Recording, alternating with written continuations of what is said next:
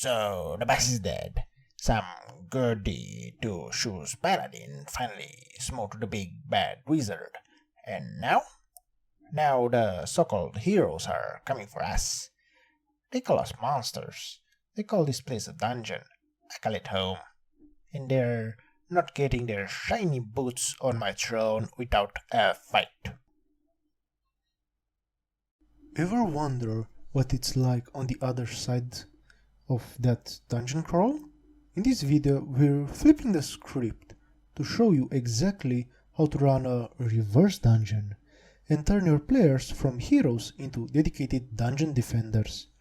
We're going to cover everything from designing deadly encounters to fortifying your lair, all from the point of view of a goblin chieftain just trying to survive. This is an incredible twist on the usual D&D formula, and it's perfect for a one-shot or even a short chaotic campaign. So grab your spikiest club, and if you want to catch every game-changing guide like this, hit that subscribe button so you don't miss an episode. So, what exactly is a reverse dungeon? Simple. It flips the traditional D&D structure right on its head.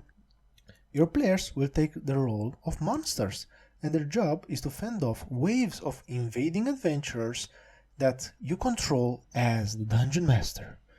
The goal isn't just to kill the heroes, it's about survival. Your players win throughout attrition, making the invaders burn through spells, health, and resources before they can reach the heart of the dungeon. To get things started, you'll need to give your players a clear reason to fight. Our Goblin Chieftain scenario is a perfect jumping off point. The evil leader is gone, and now a bunch of opportunistic heroes are coming to cleanse the dungeon. To really get your players invested, try dividing the dungeon into zones. Maybe one player is the chieftain of the Goblin Kitchen Brigade, another leads the warriors in the barracks, and the third commands the creepy crawlies in the spider caves. Give each player a handful of minions to command, and bam! You've got a council of monsters bosses ready to defend their home turf. Now we get to the really fun part, fortifying your home. This is where your players get to unleash their creativity. Before the first hero even thinks about kicking down the door, give the players time to prepare. Hand them a map of the dungeon and let them decide where to place traps, set up ambushes, and create tactical choke points. This is about more than just digging a pit trap and calling it a day. Encourage them to be truly devious. Think about what heroes always expect. They're looking for secret doors and trap chests, right? So, use a little reverse psychology. Maybe that obviously trapped hallway is actually completely safe, luring them into a false sense of security right before they walk into the real ambush in the next room. Have your players use rickety bridges over chasms, rooms they can intentionally collapse, or hidden tunnels only small creatures can use to outmaneuver the big clumsy heroes. The whole point is to let your players shape the battlefield to their advantage. A reverse dungeon is all about managing pressure. Don't throw the epic level 20 adventuring party at them right out of the gate. You build the tension with waves of invaders that get progressively tougher. Start small. The first wave could just be a group of angry villagers with torches and pitchforks. They're weak, sure, but they'll force the players to learn the basics of coordinating their defense. Once they're dealt with, send in the town watch, a bit more organized and better equipped. After that, maybe a squad of trained soldiers. With each wave, the threat increases, forcing your players to make tough calls about when to use the best traps and the most powerful monsters. You can even telegraph the next attack by having them hear a warning horn in the distance, giving them a round or two to scramble and prepare.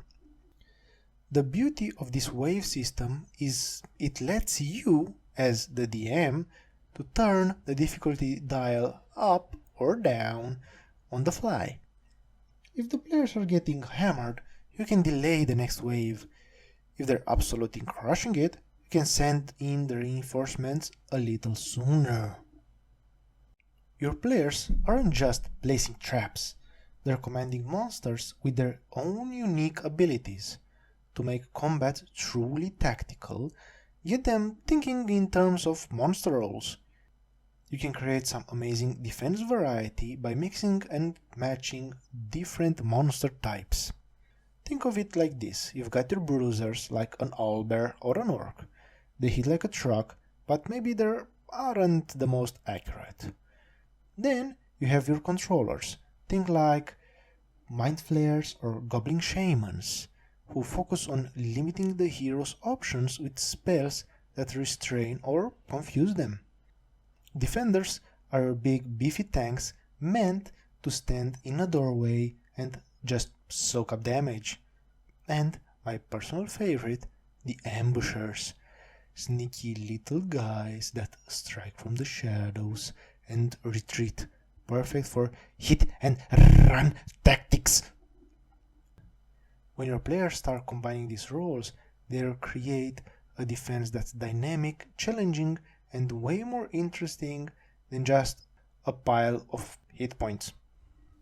Alright, let's recap the master plan for unforgettable reverse dungeon. First, you create a compelling setup where players have to defend their home as a council of monster bosses. Second, you let them go wild designing their own devious traps and defenses. And third, you challenge them with escalating waves of heroes, forcing them to use tactical monster combinations to win. This simple flip of the script creates a chaotic, hilarious and surprising strategy experience that I promise your players will be talking about for years. What kind of crazy trap ideas or monster combos would you use to defend your dungeon? Drop them in the comments below. And if you enjoy this guide, be sure to hit that like button and subscribe for more content that breaks the D&D mold. Now, go make those heroes regret ever stepping foot into your home.